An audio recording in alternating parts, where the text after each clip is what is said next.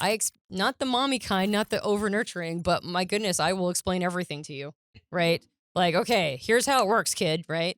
I mean, she from a very young age had a lot of medical information that she probably shouldn't have had. But that's a feature, not a bug, right? Like, that's what I'm supposed to be doing, right? I'm not supposed to be nurturing her. I'm supposed to be telling her what the vas deferens is by the time she's 9 years old. So, like, just so she's well equipped for the world, right? It's very technical, very detailed. Yeah, very technical. All right, this is how it works. You can imagine. So it's like I set certain expectations for myself in my roles based on my type preferences, and that has helped so much. It's relieved so much pressure, so much tension, so much beating myself up because I wasn't rising. Hi, welcome back to the Personality Hacker Podcast. My name is Joe Mark Witt. And I'm Antonia Dodge. And today we are coming live with a studio audience in Gettysburg, Pennsylvania.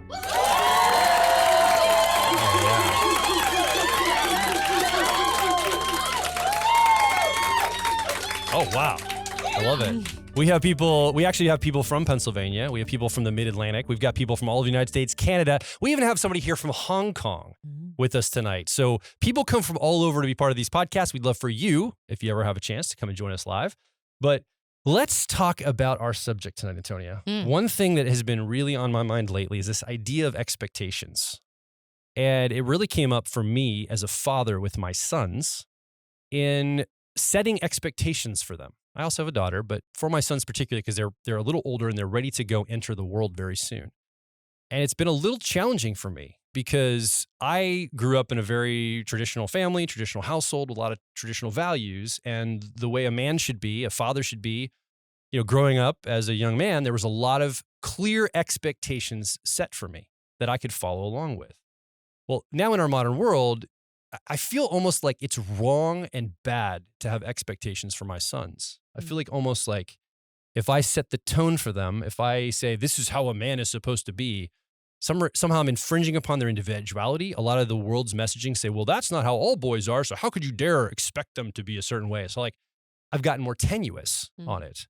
Yeah. And I've pulled back a little bit, and it's been frustrating to me because I'm like, I don't want to be like that, but I also don't want to infringe upon their individuality. I don't want to make them feel like they can't be who they are, but I feel like I'm also not serving them by having some expectations for them. Yeah, I find this to be a really interesting conversation too, because I think that I'm the opposite. I grew up with very low expectations for myself. I had an older brother who was considered the golden child. And so every time I achieved something, there was no expectation for me to achieve it. And there weren't very many nods, right? And so I grew up not having very high expectations for myself at all. And I've seen the burden of both. I've seen the burden of having high expectations and not being able to meet them, or feeling like one is a failure when they don't meet them. And then I've also seen the challenge of not having any expectations, and so feeling like nobody sees any potential in you. Yeah. Like expectations, to some extent, they can be burdensome, right? They can be something that somebody else sets for you, and you feel an obligation to fulfill them, especially if they're set by somebody like a caretaker or even society, right? There's plenty of expectations that society places upon us that we didn't choose, but we might feel based on, say, our generation, that we're intended to fulfill them. And then if we don't, like, what does that say about us, right? Like we're disappointing. We weren't able to fulfill those. And on the flip side, if nobody has any expectations for you, it's like, well, what's wrong with me, right? Yeah. Am I chopped liver?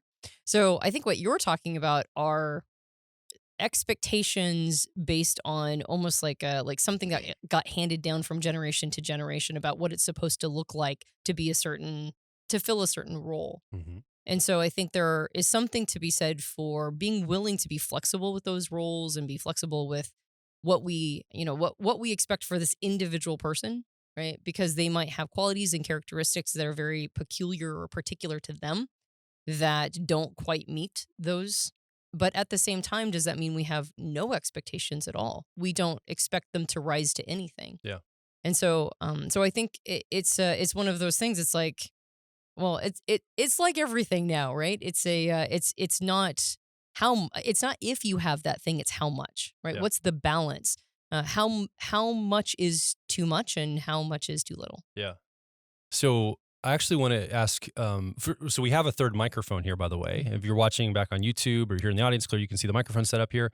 And we want to invite some people to come up to the mic to share maybe some of the expectations you had when you were younger. Maybe your personality type helped you kind of understand a little bit of a different relationship with them. So I want to do that in a moment. Before we get there, I do want to hear on this mic, though. I want to invite our friend and colleague, somebody's working with us now, Jonathan Harden, to come up. Give him a hand, everyone. Thank you. So, Jonathan, you started working with us recently. You've been in our profile training program. You've been around our community for a while, but we've been inviting you to come and serve and work with us at our Personality Life Path program. So you've been around a lot working with us, and you and I were having a conversation the other night. You told me this story. And I was like, wait, you can do that? Yeah.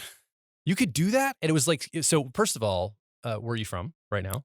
I live in Missouri. Live in Missouri. Yeah. Okay, great. Just paint us a little picture about your situation, your very life. unique life. We live at a summer camp, animal science summer camp, 350 exotic animals. My wife is the camp nurse. She's the camp nurse, and she takes care of all the campers, and we live there and have a great time living on camp.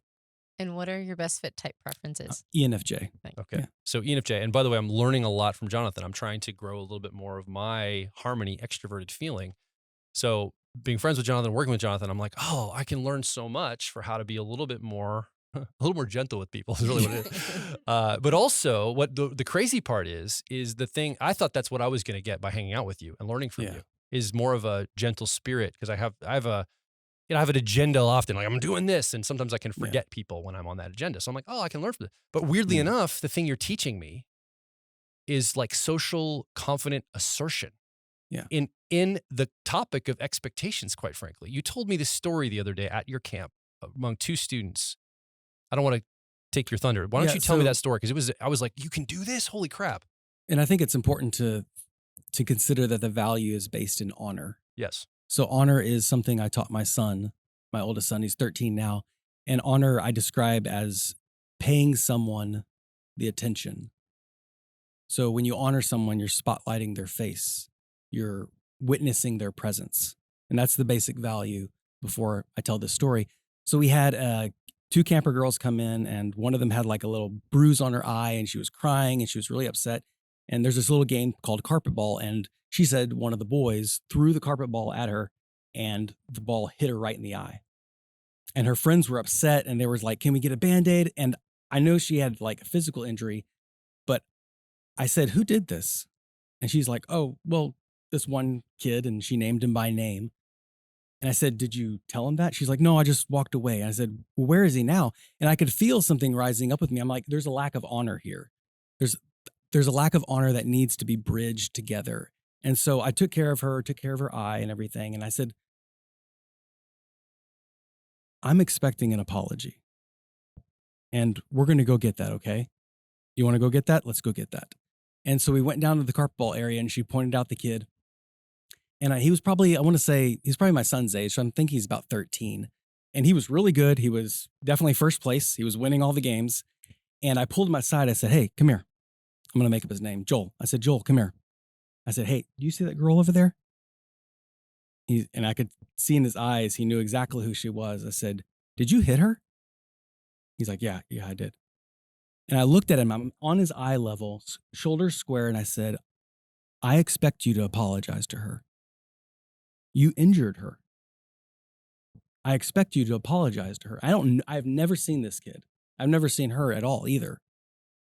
And I said, do you know how to do that? He's like, I don't know how to do that. I said, okay, it's very simple. I'm sorry. Say, I'm sorry for hurting you. Are you okay?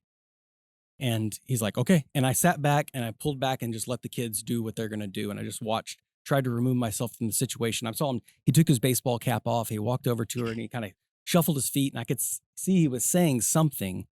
And then she kind of nodded, and her friend is standing there with her hands on her hips, looking the silent cheerleader. And he walked away, and I put my hand on his shoulder. And I said, did you do it? He said, yes, sir, I did. And I said, I'm proud of you.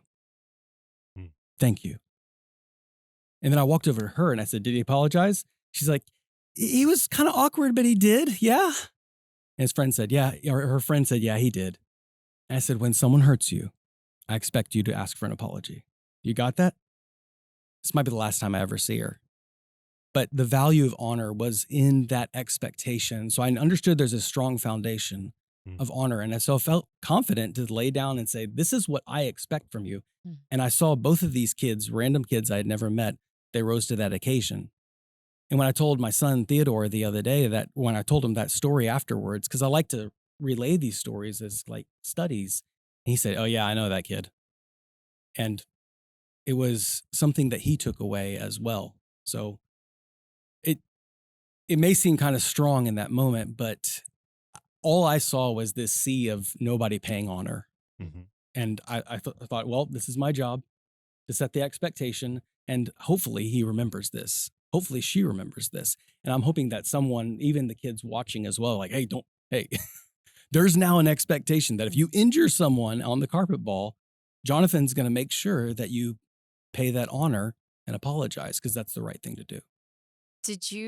How did you define honor again? It was seeing somebody? Witnessing. Witnessing. Yeah, witnessing Okay. someone. All right. And so there's a connection here between having expectations for how people are going to behave and honor.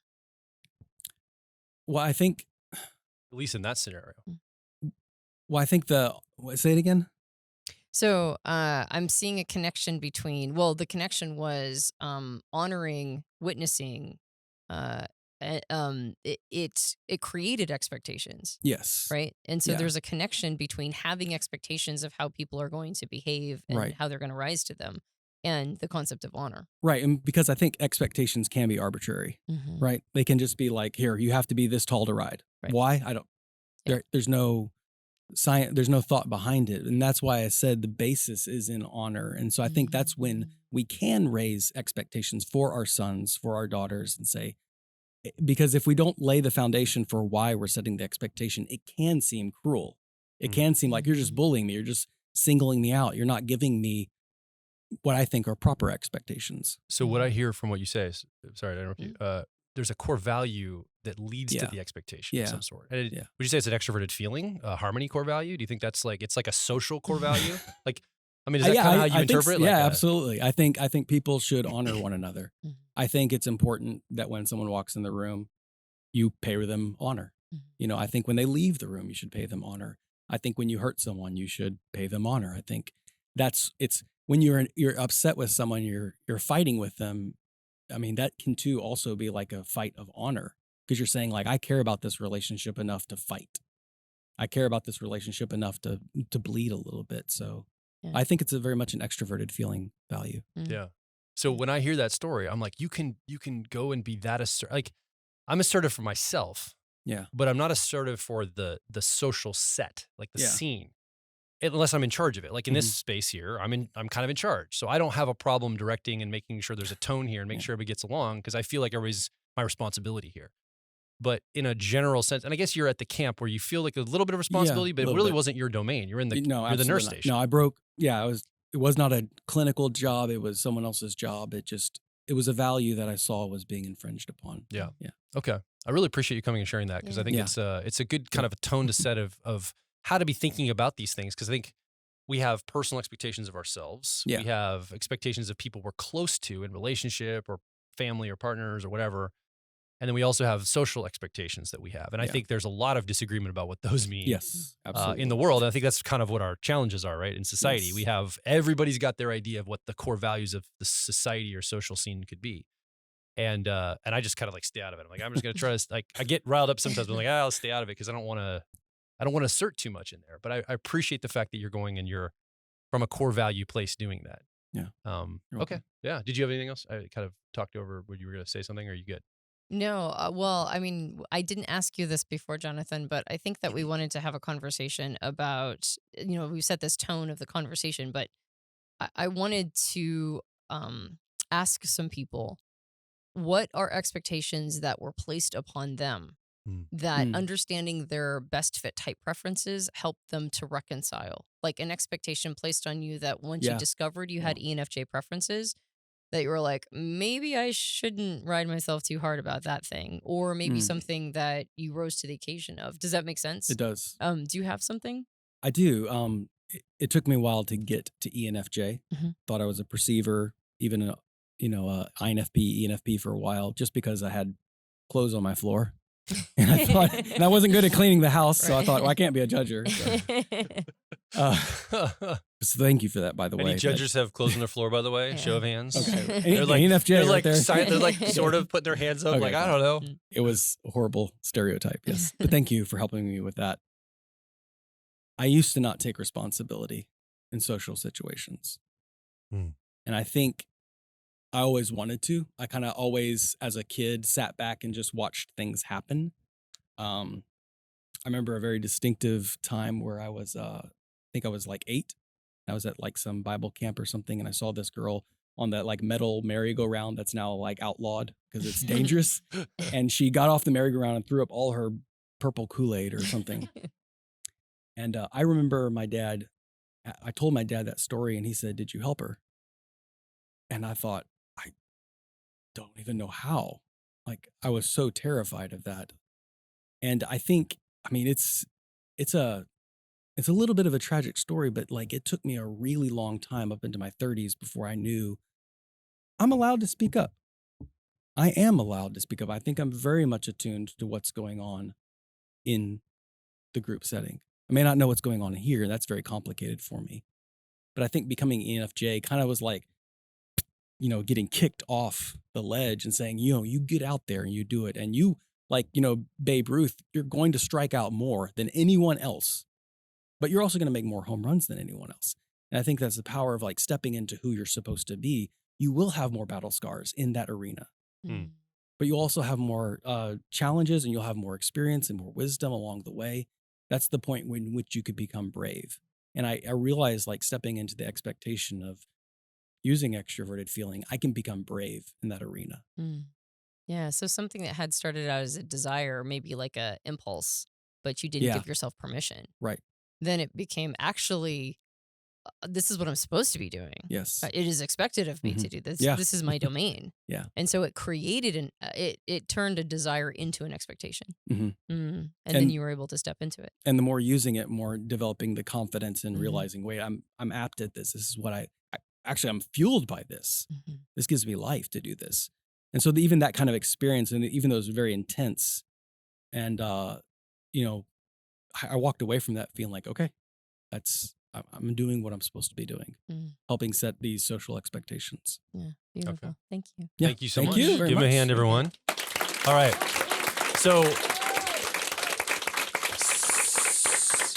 So who would like to share something? Talk a little bit about expectations, something that they, right here, come on up, give her a hand.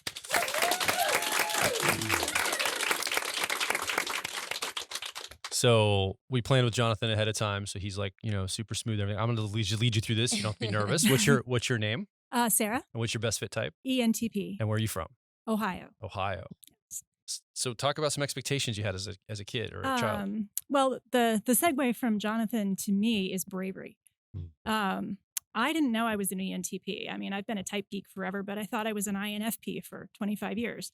And it didn't sit well, but I just thought of myself as a very small person who was not confident. And, I realize now I'm like looking at the expectations that my family had of me that are so subtle. They're like assumptions. It's like not even the expectation, but the assumption. So we're here in Gettysburg, and that's about 7 hours from where I live in Ohio. And I want to go. I want to go. I can go. It's just one state over. But I don't have all the data I need to make a fully fledged plan that would please my SJ father. I mean, and I realize there are bits of data that I cannot have. They will emerge from the situation. How late are we going to go, and how tired am I going to be? I don't know.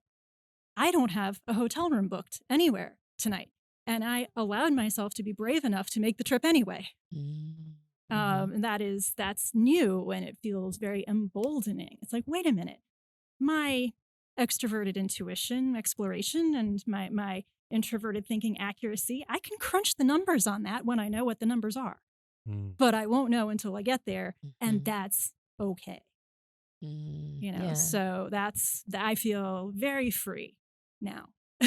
So what I heard you saying is that you've been raised with a certain expectation. You didn't even say expectation. You said It was, assumption. yeah, I mean, Mhm. it wasn't, that's not like it was ever communicated to me. Oh, you must not go on a trip without a full plan. Right. I mean, but there's this sense, I mean, the word that's coming to my mind is irresponsible. Mhm. That it's irresponsible to just start something if you don't know how you're going to carry it through Yeah. and be sure that it's going to work out. But I can think back right now, and my SJ father, who always wanted to plan, how many times did his plans get scuttled by data that emerged from the situation and didn't work with his plan? How Mhm. many times did we not get to do the thing we wanted to do because it wasn't compatible with the already established plan? And it was just this revelation to me this week. I can go with half a plan. And I said, you know what? I'm going to need to make pit stops on the way. It's a 7-hour trip. At my first pit stop, I'll figure out where I will have lunch and if I have to divert from the route that Google Maps has given me. And it turns out it's like, there's a better route. And I'm like, well, I want to eat lunch at this restaurant. Hey, there's one on that path. Awesome. So I did that. And then I'm like, okay, my gas tank is getting down to next to nothing. How about I get off at the next exit and figure out where a gas station is? It's like, so, but everything just sort of slotted itself in. And even though it was a 7-hour trip and I started it at 10 this morning, I got here 15 minutes before the scheduled start time. It all worked out because I knew enough of the math Hmm. to be able to trust that the rest of it would work out, Mm. that I would be able to handle the data when I got it. And I could, for the first time ever, like be comfortable not having it up front. Yeah. Yeah. So, Fantastic. Thank you for yeah. driving so far to come out for this podcast. That's Yeah. awesome. Well, I'm in the profiler training class Mhm. right now, and I'm in the personality life path class right now, and I'm loving it. And so since you're just one state over, Just one Yeah. state, one right? state over, it's just one That's state. right. And Yeah. it sounds like the universe rolled out the red carpet. It, So it keeps doing that. yeah, your extroverted You know, intuition's coming through for you. Yeah, it keeps on doing that now that I'm kind of getting in the groove Mhm. here and Yeah. saying, no, I can trust this. Yeah. So I Yeah. think you're hitting on something that's really valuable and something we've mentioned multiple times on the podcast, which is permission, right? Like part of the expectations that we get, they also are arbiters of permission. Like I'm not allowed to do that because the expectation is that I won't, right? So do I have Mhm. permission to do that even though I know that there's an influential person in my life that would disapprove? And what I hear you saying is that knowing your best fit type preferences is giving you permission to do it anyway. Yes. Yeah. But I didn't tell my father. Right. Fair enough. That's right. Baby steps, right? Work up to it. All right. All right. Thank you so much, Yeah, Sarah, for thank being you, here. Sarah. Give her a Appreciate hand. it. I appreciate it. Who else? Anybody else want to? Yes. Come on down. Come on down. I'll help walk us through this too. What is your name? My name is Lori, Where are you from, Lori? Shippensburg, Pennsylvania. Oh, not too far from No, Gettysburg. no, It's not pretty too far. close. And what's your best fit type preferences? ESFP. Mm. ESFP. Welcome. Yeah. So Thank you. So talk about some expectations you had maybe when you were younger. What are some things that you were expected of? Well, interesting thing, just sort of to piggyback off the permission thing. I found that at different times I keep myself from doing things because I need permission to do that. And I'm not sure exactly who's supposed to give me that permission. And then I realized I need to give myself permission to do some of these things that I'd like to do. So it helps me be brave if I give myself permission sometimes. Okay. Mhm. All right. But for yeah. sure. So when you were a younger person, I'm guessing you didn't give yourself as much permission as you give yourself now when you were younger. Maybe. I never really thought about it. So it wasn't even on your radar. No, it wasn't on my radar. I'm Mhm. just new to all of this stuff. This is Wow. kind of new. My daughter is the one who got me into listening to you all and understanding all of this, because when you started talking about expectations earlier, for me, when thinking about personalities and things, it was understanding other personalities. Like I kind of get how I roll. When I took the test and everything, I went, yep, that's me. My daughter explained why it was me, which was brilliant.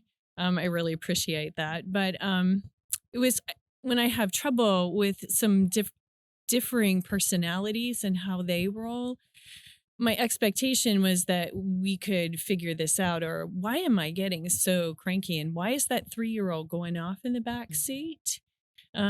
So my daughter then patiently explains it to me after listening to one of your podcasts, and then directs me to them to kind of understand how to listen better, differently, and maybe even change my message in a way that they can understand. If I understand what their drivers and other co-pilots and whatnot, I'm maybe not setting off their 3-year-old in the back seat. Mm-hmm. Yeah. Okay. So what I hear you saying then is that once you discovered your best fit type, well, it sounds like you discovered your best fit type and the concept of type at all sort of at the same time. Yes. Okay. So you didn't have to go through the brutal experience that a lot of people do, which is getting into type and then like taking years to figure out your best fit type, No. which is, it's nice actually. Thankful for that. Yeah. And then what that did is just the concept of type at all reset your expectations that we're not all coming from the same place necessarily, right? Like it's very easy to overvalue our own perspective and go, isn't everybody thinking this? And so, or why can't this land? Or what? How am I saying this wrong? Like, why isn't this person receiving it? And now, understanding type at all, just as a system, has reset your expectations of, well, they might be working with a completely different filter, a totally different lens. Absolutely. And then understanding all the different ones as I'm working my way through, understanding, and then going, oh, this friend is this and that friend is that. And my daughter is doing sort of an informal family survey. And that helps me and helps others to kind of understand that. Yeah, awesome. Yeah. Fantastic. Thank you so much for coming and sharing. Thank you. Appreciate it. Give her a Thank hand, you. everyone. New to type. Who's next? Come on up. Your daughter got you involved. Thanks for having me. Okay. Right here. What's your name? Hi, I'm Karen. Hi, Karen. Where are you from, Karen? I'm from Winchester, Virginia. Winchester, Virginia. And what's your best fit personality? ENFP. Ooh, I like ENFP. Yes. I think Me and Joel. I think ENFP is the best type.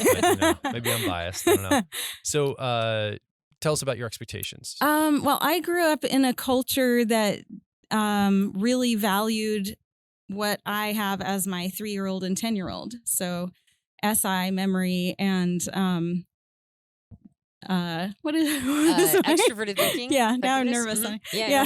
Oh, you're totally good. Yeah, and so extroverted thinking, and my mom is also an ESTJ, and so she leads with those. So I grew up in a family and a context, like a church culture context, that really praised those qualities, and so I really developed those as a young person, all up until now, a grown up who's almost 50. So the problem was I was always at war with myself. I felt like I was at war inside all the time, like very angsty inside. And I didn't really know why. And, so now I'm realizing it's because I was trying to drive the car with my 3-year-old and 10-year-old. And now, it like in my culture, it was exploration was good in some ways, but in many other ways, it was viewed as dangerous. So I really self-censored very heavily. What does that look like? What does self-censoring look like? I didn't listen to music except for a certain kind, and this wasn't put on me by my culture. It was just my translation of that. And so now I'm just listening to whatever I want, see what I like. And it's fantastic. It's so fun.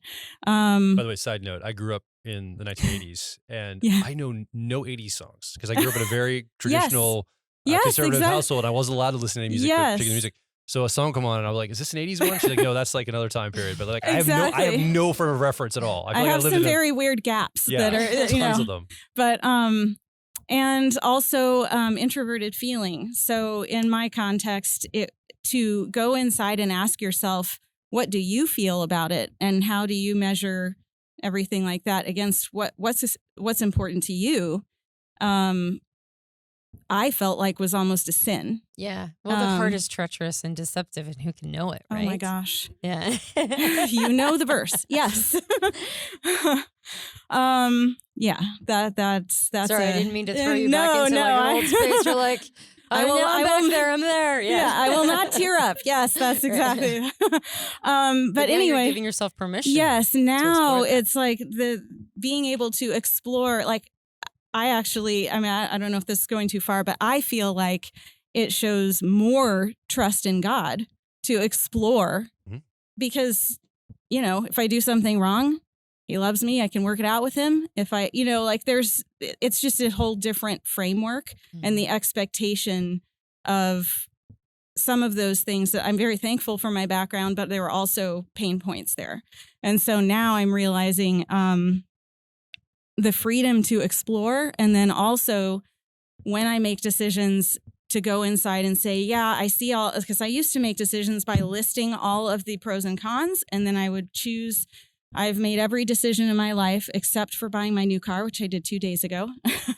And maybe a few others by setting all my feelings aside and going by what made sense on paper, because that's kind of what everyone around me was doing. And that's what seemed appropriate. And so, I made some major mistakes that way that I've now had to correct in my life.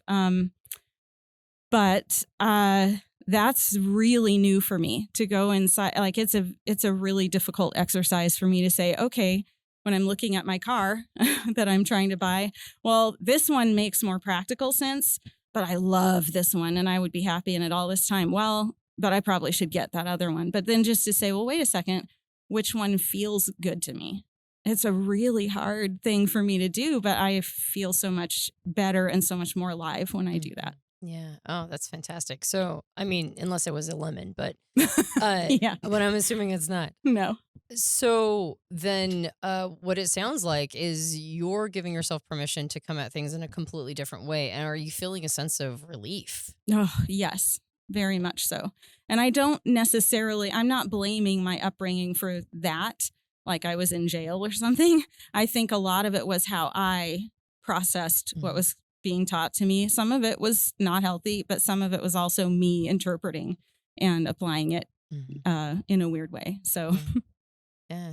Fantastic. Thank you so much for Thank being you here and very sharing. much. I appreciate it. Appreciate Give her a it. hand. Anybody else next? Someone else next? Well, Anybody else and like to go? while people are thinking, there's something that's come up a couple different times that I think is really fascinating, which is on multiple occasions, people have said, nobody actually said this to me. Yeah. This is my interpretation. And I wonder how much of expectation Who feels that, by the way? Just quick show of hands, just so we can get a check. Okay. yeah, Yeah. is actually it's like wordless communication. And sometimes it is just, it's like got whatever the expectation over there was and our interpretation of it. I wonder, I mean, I think it's not uncommon for people to be shocked by our communicating what we believe their expectations of us are, right? Like, I think a lot of it might, to some extent, be some misunderstanding, or like, my parents wanted this for me, or nobody specifically said this, or maybe they just set a tone or modeled it. So I think a ton of expectations is just in modeling. Like, what are all the people around me doing, and why are they doing that? Are they doing that because that's the done thing, right? Yeah. And that's what we're all supposed to be doing. And are we not allowed to go outside of it? And in some ways, I've noticed that when somebody does so with some audacity, everybody's kind of tickled, right? We sort of like it. Now, of course, you named 3 different styles of expectations: the expectations we have for ourselves, the expectations we have for our loved ones and intimates, and then our social expectations. Yeah. And I think it's probably good to not crosswire those. Absolutely. Right? Like, social expectations, when they get crosswired with like our expectations for ourselves, right? Sometimes we'll lowball things, and sometimes we'll create expectations that are literally impossible for us to meet. I love to know the social expectations so I can break them. Yeah, Like, exactly. that's what I like, the baseline to know. Okay, what do I have to break? Right. But yeah, exactly. And so not everybody like rises to expectations either. There's Right. some people are counter to all of these as well. Yeah, And there's a exactly. rebellious nature to Mhm. some expectations Mhm. too. I think Yeah. we should also think in terms of that, like You're right. toward Yeah. or away from. Yes, and that's the thing, is that when we're rebelling against something, we were talking about this earlier in our personality life path program, that sometimes when people try to escape from expectations, or like a culture, they end up rebelling against it, and so they're still under its thrall, right? Like, they're not still doing the thing that's empowering for them, or like what is in alignment with their personal sovereignty. They're going, well, you can't tell me what to do. And then they're doing the exact opposite of what they got told, what the expectation was.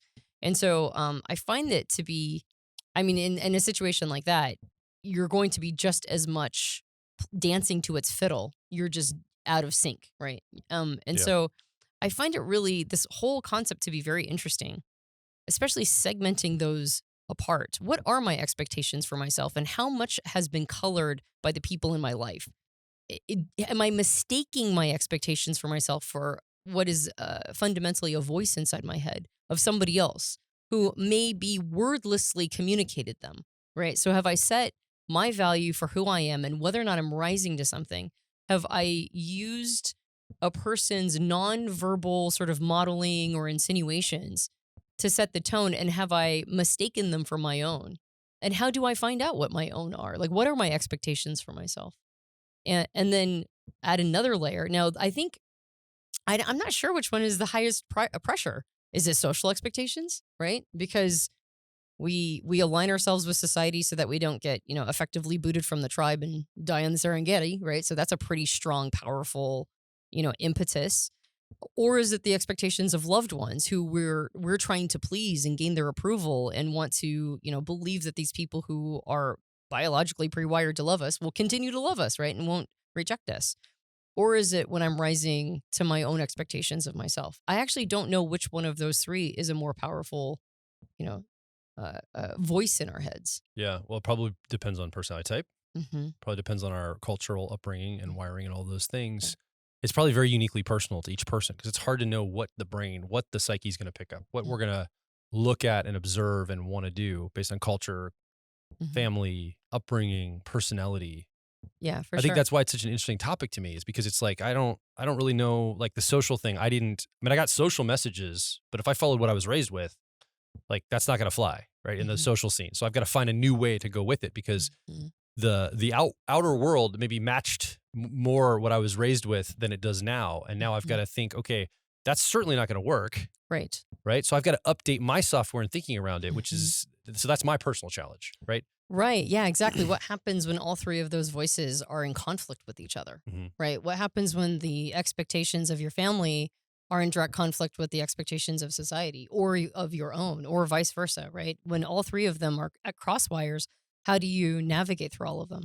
And again, it almost feels like it's wrong to set an expectation. You mentioned that at the very beginning, but I also feel like if we don't have any, then we never rise to anything.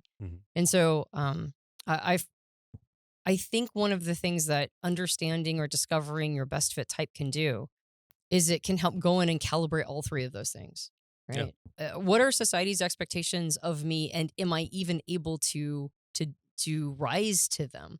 I recently read, and I've been pitching this book to everybody because I think it's so good.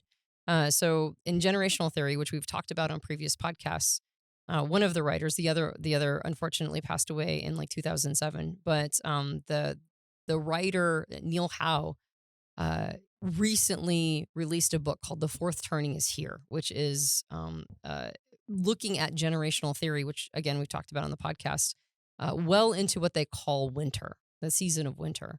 And he breaks down 4 different generational archetypes and talks about how these archetypes create, what's so fascinating is that we influence, like, our generational archetype influences society, but society also influences the generational archetype. And I because there's a lot of them around, and because there are many in our audience, I look at the millennial generation who has the archetypal energy of a hero.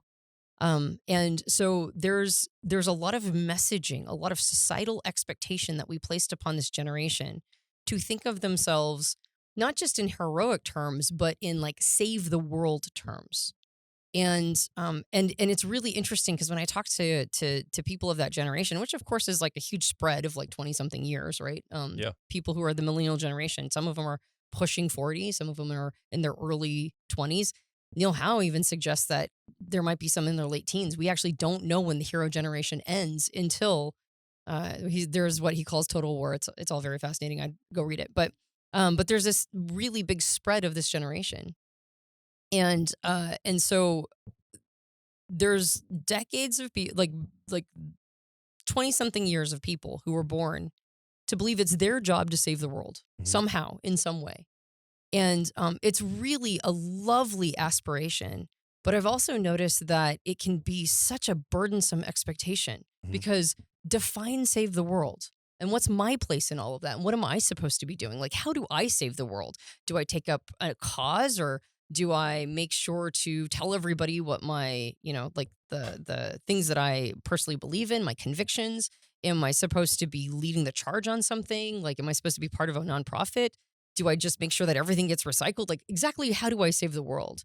And that never was defined. It was just put upon them as a generation that was the expectation. What a burden, Yeah. right? Because it's literally impossible as a single human being to save the world. That's like literally impossible. So what a burdensome expectation to place on an entire generation of children. Yeah. Versus Gen X, which is the generation that we're a part of, we kind of had no expectations. In fact, watch the world burn. yeah, like it was sort of like We had songs about it. Like yeah, the Everclear song, yeah, swim out past the exactly. breaker, watch the world watch burn. the world die. Yeah, it was like die. all this like stuff devastating. Well, and it's fascinating because when we were kids, the movies that were produced about children were like Rosemary's Baby and The Omen, right? And we were called the slacker generation. Like Gen Xers were like, okay, you guys are all just sort of crimping our style, so we're gonna see you as demons. And then when you grow up, we're just gonna see you as useless slackers, right? And so there were not a lot of expectations placed on Gen Xers. And so we kind of have this sort of dog eat dog, winner takes all, like there's It's a hard edge. yeah, there's a hard edge to us. And a part of it is like we don't expect anybody to pay attention to us. We don't think anybody's noticing us. And what's crazy is that you'll see article after article talk about generations and totally forget Gen Xers exist, right? Yeah. They'll go like boomers, millennials, Gen Z, and we're like, it's okay, we didn't expect you to think about us anyway. So what happens when you have the expectation of a or like you have no expectations for a generation? What ends up happening? Could we be in stronger positions of leadership in a positive way had anybody expected anything out of us, right? And so you can see this, like there's a need for balance here. And when I think about it for myself, I go, what are my expectations for myself? What are my expectations that I believe that you've put upon me? I no longer consider parent expectations anymore, but that's because they opted out. But I mean, there was a lot there before they opted out, before I went, okay, well, if you're not going to pay attention to me, then I'm going to stop trying to fulfill your expectations. But before that, I mean, there was many, many, many that I'd worked really super duper hard to try to fulfill. While at the same time, there were those wordless expectations, the modeled expectations. No actual like Antonia's going to amount to anything, right? But just but every time you do something, it should look this way or it should be done in this fashion. And then societal expectations are also its own can of worms, because you've got whatever demographic you're a part of, whatever smaller society you come from, like a religious institution or a political persuasion, or a part of the country you're from, if you're United States or outside of it. And then you have like the larger social expectations. And so there's like many slices to this. And just to route back to type, I think one of the beautiful things about type is that they help us calibrate all three of those. I now have better expectations for myself knowing that I have ENTP preferences. I just cannot expect myself to do things that other types do so effortlessly. I just can't expect that. One huge one was being a parent. Like, I'm just not a mommy type, right? I had a kid, right? So I have to be a mother, but I'm just not a mommy type. And I have beat myself up for so long about not being like, the one that remembers when you're supposed to go to the library to do the book reading with the toddlers. I think I made it once, and I was like, I congratulated myself for so long that I made it the one time, surrounded by all these moms who knew each other because they're there every week. And I was like, man, I made it once, right? And like, that's right, Piper, you have Mother of the Year because we made it the one time, right? And she didn't even pay attention, of course, because she was too young. But it's like those kinds of things. And as an ENTP, I'm like, okay, so what kind of mom can I expect myself to be? Right? Not the mommy kind, not the over nurturing, but my goodness, I will explain everything to you, right? Like, okay, here's how it works, kid, right? I mean, she from a very young age had a lot of medical information that she probably shouldn't have had. But that's a feature, not a bug, right? Like, that's what I'm supposed to be doing, right? I'm not supposed to be nurturing her. I'm supposed to be telling her what the vas deferens is by the time she's 9 years old. So, like, just so she's well equipped for the world, right? It's very technical, very detailed. Yeah, very technical. All right, this is how it works. You can imagine. So it's like I set certain expectations for myself in my roles based on my type preferences, and that has helped so much. It's relieved so much pressure, so much tension, so much beating myself up because I wasn't rising. But it's also made it so that what's the best version of ENTP? What's the best version of Antonia with ENTP preferences? How do I become the best version of that? And I think I'm so much better calibrated in my expectations of what that can look like. And so I think type it gives us permission. It gives us relief. It helps us communicate to people that we would expect to just sort of understand where we're coming from, but don't, because they have a very different way of looking at things. There are so many challenges that it solves in all of this that I think is a very powerful tool when talking about this topic. Yeah. All right. Well, we got one more. Mhm. You want to come up and talk about expectations? Yeah, give her a hand. I guess we're Thank going to you. wrap up with you. What's your name? Camila, And where are you from? Maryland. Maryland. So you didn't have to come very far. Cross state lines. That's it. And what's your best fit type? INFJ. And are you out of your comfort zone right now? A little bit? Are you good? Are you good? Did I It's do better than last year. Did I do bad? Did I do bad drawing attention to it? Okay. Nope, I'm good. So, what expectations did you grow up with as maybe a younger person? Well, I used to think that I was an INTP. Okay. So I had expectations on myself to be very TI in my TI, and I always found that I couldn't quite measure up to it. I also felt like I was not able to access my extroverted feeling as much because I grew up very sheltered, repressed socially. But when I found out that I was INFJ, I was able to get permission to explore that side of myself and feel like I will be able to access my FE if I just try. And I've been practicing that and find that people respond really well to me socially. So I've gained a lot of permission. So, what I hear you saying is when you believed you were INTP, it really put you into your 10-year-old of accuracy because it was Yes. like, well, that's what I need to really focus on because that's going to make me the best version of myself. And unfortunately, though, having that incorrect type, you started to kind of double down on that, which only exacerbated some of the challenges you were facing.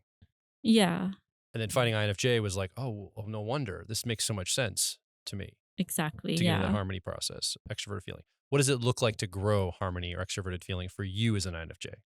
What does that look like? Like, how do you actually show up with that? Yeah, good question. I think it's mostly just realizing that I will be able to show up well. I guess when I thought it was my inferior, I thought I felt a little more hopeless about it, which I think it doesn't necessarily have to be that way either. But that's just my FE picking up on everything and being self-conscious. But having just been get the confidence to go out in front of other people and put myself in scenarios that I find uncomfortable, I feel like that allows me to access my FE and grow as a person. I'm a lot happier with where I'm at, and also just accepting that I need the social interaction as well. I'm a lot happier when I allow that into my life more. That's fantastic. Thank you so much for coming and sharing. I appreciate it. There was something that I think you and I had a conversation with Camilla before, and you had brought up some really interesting points about this concept of when you see people having different type preferences and you have an expectation of something and then they're not meeting it. Mm-hmm. Yeah. There's something to be said for accepting them. Right. And we had a conversation because Camilla had been in the Personality Life Path program before. And are you also you're a profile training student as well? Yeah. Yeah. And she had she had mentioned in our conversation before about not just tolerating people, but actually accepting them. Mm-hmm. Yeah, it would triggered me that you use the word acceptance particularly. Right. Because I hear a lot from extroverted feeling about tolerance. We got to tolerate everybody. But Right. you actually didn't just say acceptance. Thank you for reminding me. You said radical acceptance. Yeah. And I thought radical acceptance, that's very different than tolerance. Yeah. Do you, I don't want to put you too much in your accuracy, 10-year-old, but do you have a distinction around how it really was compelling what you said. Do you have a distinction around that or any meaning you could derive from that, the distinction between those two things? Definitely. Yeah. So I think when we talk about expectations, it's also important to talk about dealing with disappointment, because that has a lot to do with when we have expectations on someone else, they might not meet our expectations, we'll feel disappointed. Or if we don't meet someone's expectations, they might feel disappointed in us. And so I was saying how I feel like in society, we have an aversion nowadays, to discomfort or pain and all negative emotions. So I feel like the antidote to that is just radical acceptance. It's realizing that we are always going to experience the full spectrum of things. We're going to experience the highs and also the lows, the disappointments. And I like what Antonia was saying about what is repressed, it gets expressed later. I think it has a lot to do with that. When we swing too far one way into trying to hold tightly to something that we want, when we don't have that radical acceptance of both sides, then it's going to come out in another method. So it can be it'll be repressed and it will get expressed, or what we resist persists is another way of saying it. So what I'm interpreting from what you're saying, like how to apply it from my life, for example, if I was to take the learning from it to say the thing that I am just tolerating probably is something that I also have inside of me. Maybe I'm extrapolating. I'm going to add to it maybe. But radical acceptance says, I accept this over here because it probably is a representation of something about myself. Like it's the alternative to maybe how I normally show up or whatever. And so by radically accepting that, I'm also accepting that part of myself instead of pushing it away so it doesn't come back later and haunt me or come at me in some way. Is that basically that's what I'm taking from what you're saying? I don't know if that's what you were saying, but that's the learning I'm taking personally for myself. What I took was a slightly different interpretation, although I like that one, which is we can't expect things to always work out. Right. We've got to take the good with the bad. And so part of setting reasonable expectations is also realizing that people aren't always going to rise to what we expect from them. And that includes ourselves. Yes. And so if we're going to accept the positive aspects when we aren't disappointed, like if we're going to accept all the good stuff in life, then we also have to radically accept all the disappointing moments, all the negative moments. And then I like that you brought that up because that actually reminds me, one of the things I wanted to say is about you mentioned tolerance, how I feel like the word tolerance implies that we are avoiding discomfort. We're merely tolerating things, but that there is not something positive that we can learn from it as well. And so I like what you were mentioning earlier about how we can grow from our expectations and also from our difficulties. When we're put in a position that we're challenged with something, we're challenged with a difficult emotion or any kind of suffering, really, there is also something good that we can get from it. And that's why we should accept it rather than fighting against it, because then we're not gonna get any lesson from it. When we accept it, then we can move closer towards it and gain the lessons, the transformation that we have to grasp from it. Yeah, no, my apologies. I did not mean to interrupt because everything you were saying was really beautiful. It makes me think of that concept that about getting triggered. If we avoid them, we actually exacerbate being triggered. But if we, like, the only way to get over a trigger is to actually work through it, right? Be triggered and work through it to get to the other side. That's the only way to actually, like, truly overcome them. Yeah. And so if we are avoiding them, then now we can't control when they're going to come up ever. But if we can work through them, when they come up, we've already figured out a way to work through the trigger. Yeah. And so what I'm hearing you say is that part of radical acceptance is also accepting the inevitability of, and the value of being in an uncomfortable situation, like discomfort. Yes. And how there are important vital lessons. There's like gold to be mined from those situations, which is not simply tolerance. Like, I'm uncomfortable and I don't like it, but I guess I'm just not going to throw a hissy fit about it. But that actually I'm going to sort of welcome the discomfort in my life. Yeah, that's a great point, because it can be something that we have with our own emotions, expectations with ourselves, but it can also be in relationships to other people. Right. Absolutely. That's how we work something out with another person, is to actually meet them where they're at and move towards them, validate them. Yeah, fantastic. I'm so glad you discovered you had INFJ preferences because you're a font of wisdom around relationships. Yeah, I love it. Yeah. Appreciate it. Thank you for coming and sharing. Thanks Give for her a hand, having me. everyone. All right. All right. Thank you, everybody, for being here with us tonight. We're excited to have a live studio audience with us. This is awesome because I want to do more of this. I want to have a third mic and bring people together more, have people share, ask questions, and all of that. So this is awesome. This is kind of a fulfillment of the dream that I've had for a while. Pandemic slowed it down, but we're back in business, and we're going to keep rocking and rolling to see if we can expand this idea to more cities. And if you're watching or listening, hopefully we'll be coming somewhere near you very soon. If you have been listening or watching along, we do want to hear from you. Maybe have not been here. You couldn't come up to the microphone. We do have a third microphone, but you weren't here with us live. So if you're listening online or watching online, come over to personalityhacker.com directly below this episode. Leave a comment, ask a question, or more importantly, share your story. Stories are compressed experiences. They're a great way to understand each other and really get into what was your lived human experience. So if you come over to personalityhacker.com, you can make your voice heard. And if you enjoyed this podcast, you can subscribe to us on iTunes and various Android platforms. You might be watching us right now on YouTube because we also have a video podcast. So you can also like, subscribe, and hit the little bell to let you know when a new episode comes out. We have a book. It's called Personality Hacker. You can get it all major book retailers. And if you leave us a rating and review for us on Amazon and on Goodreads, that helps us out a lot. And if you would like to invest in yourself, learn a little bit more about the CAR model and ways that you can grow your personality and set reasonable expectations for yourself based on your type preferences. Thank you. Yeah, I wove it in there. Then you can head over to personalityhacker.com and look for the owner's manual that is tailor-made for your personality type. So my name is Joel Mark Witt. And I'm Antonia Dodge. And we are coming from Gettysburg with a live studio audience.